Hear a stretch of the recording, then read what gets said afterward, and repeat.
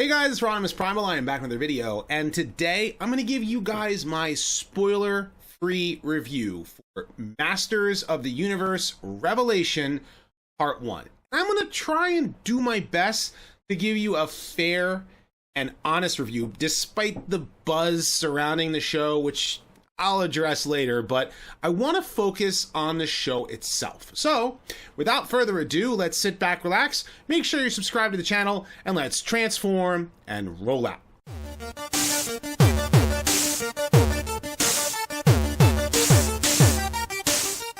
So, Masters of the Universe Revelation is being billed as a sequel to the original 1980s He-Man and the Masters of the Universe cartoon. Part 1 premieres on Netflix with 5 episodes on July 23rd, 2021, with Part 2 to be announced at a later date. As such, it's meant to draw in longtime fans of the franchise, as it kind of starts as an episode of He-Man, which I have to say I enjoyed quite a bit. It does give you an overview of the basics of Masters of the Universe, and that Prince Adam transforms into He-Man to defend Castle Grayskull from the evil forces of Skeletor. Except now it seems a little bit of time has passed since the original show ended, but the characters do, for the most part, act like you'd expect. Cringer is still terrified of everything, Orko is still messing everything up, Teela still loves her dad, and Skeletor is trying to capture Grayskull, which leads to Adam becoming He-Man, along with the other Masters of the Universe, to stop Skeletor. And if you watch the show as a kid like I did, you will definitely feel like right at home. Like at first, you'll feel right at home. But obviously they wanted to up the ante quite a bit. And let's just say things turn for a worse on a cataclysmic scale. This causes our heroes to be scattered, and it ends up being Teela reuniting a broken band of heroes to prevent the end of the universe. And yes, that's from the official synopsis. Now, if you guess from the synopsis, yes, this is kind of Teela's quest. She has to go through a growth that makes sense storyline-wise, but it's as much of all of the characters' quest by the end of it. I mean, Duncan, Orko, Evelyn, Beastman, Roboto, the Sorceress, Merman, and Triclops. They even introduce new heroes and villains like Andra, Scareglow, and even Hero. Now, technically, those are not new characters, but this is the first time that they have appeared in an animated series. Scareglow, might I say, was awesome, and I really liked Andra's character. Now, there are a couple things that I just didn't feel right, and I don't want to spoil too much here, and we all love Mark Hamill, right? He has been so iconic as the Joker, and it's difficult to break hearing the Joker when you hear his voice as Skeletor. And don't get me wrong, he's on point character-wise. It's just hard not to hear the Joker when I hear Mark Hamill's voice as Skeletor. The other issue I'll say, despite the online claims, there just isn't enough He-Man. And when he is on screen, he's awesome. Adam is still the same goody-goody hero, and that's actually how Evelyn puts it.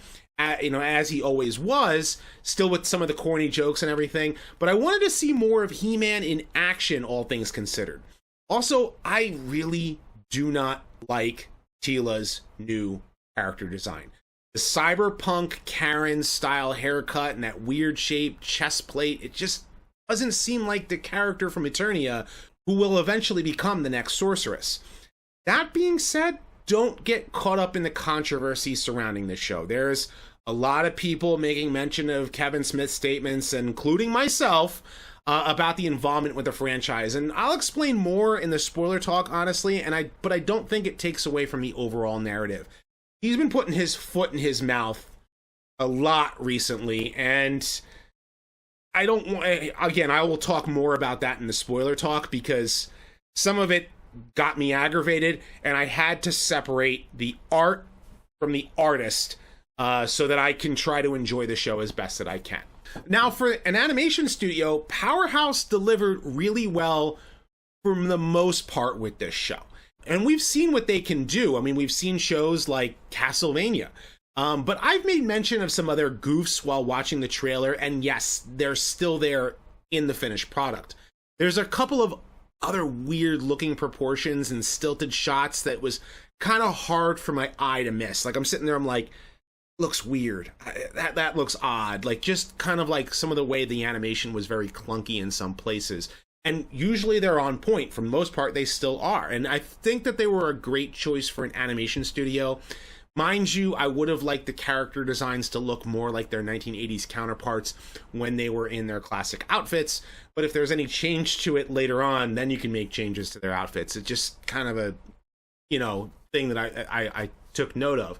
And I honestly, I like the fact that they are, even though it's computer generated animation, it's still 2D styled. It still appears like it's hand-drawn animation. And I think that we need more 2D styled animation brought back and done more frequently instead of the computer generated mess that we see out of some cartoons. I also want to make mention of the music of this show.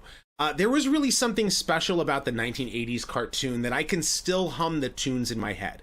And considering that Bear McCreary, sorry if I'm butchering that name, did the soundtrack for Godzilla, King of the Monsters, he made sure to use that bum, bum, bum, bum, bum, bum, and so I was expecting to hear that same kind of thing when they were doing He-Man.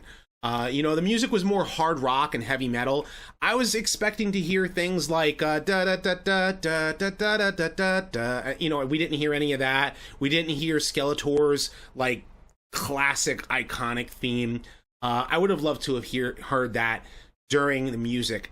There is some like motifs that I think that sound pretty good, and you might start humming some of them, but I don't think it was as catchy as the 1980s cartoon. One of the important elements of the cartoons back in the 80s, especially the original He-Man cartoon, is that it used to tell morals at the end of every episode. And other cartoons at the time told it within the story.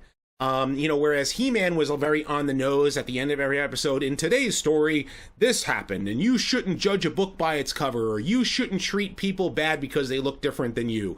Those were morals that were in the original 1980s cartoon.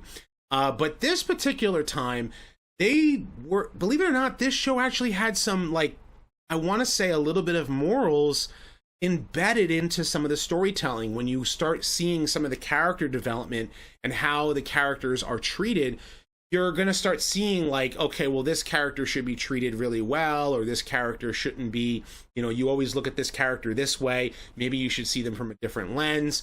Like, there is some of that within the story. And I really appreciated the way that they did that in the story. And it kind of, in a way, I kind of feel like it was like the show was definitely meant to capture the older audience's magic of Eternia in that way. And speaking of which, there was a lot of callbacks to like older episodes, like back from the original show. And you're going to pick, if you're a longtime fan of He-Man, you're going to pick up on it. Yes, that did happen. Yes, that did happen that way. Like, they do make mention of certain things from the original show as callbacks, so that when the characters are built up, they're built up in a way that you understand them just the same way that you did in the 1980s cartoon. There was also a part of the story, and I want to say this is like right from episode 1, kind of reminded me of the 1987 film with Dolph Lundgren. And it's a very major thing, but and is also same thing towards the end of the show. Without spoiling it, it did feel like there were elements of the 1987 film embedded into things that end up happening in the cartoon without actually getting into the spoiler. And you'll know exactly what I'm talking about when you see, I want to say episode 1 and I want to say episode 5. Overall, I think the show was a fun ride as a good adventure for part 1. It felt like a 5-episode part 1 episode. That's probably the best way that I can describe it. It is a long story for He-Man in that way, but at the same time, I mean, I enjoyed the overall ride.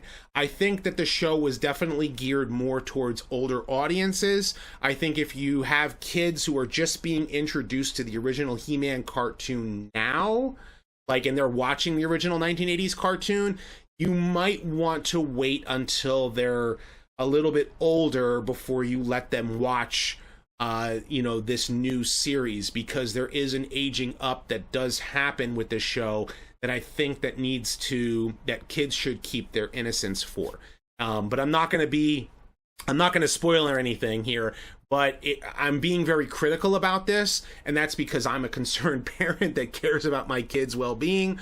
But I do think the show is good. I think if you're a longtime He-Man fan, I think that there is going to be elements of the show that you're really going to like. I am expecting that there are going to be people who are going to rip this thing apart, and you're more than welcome to.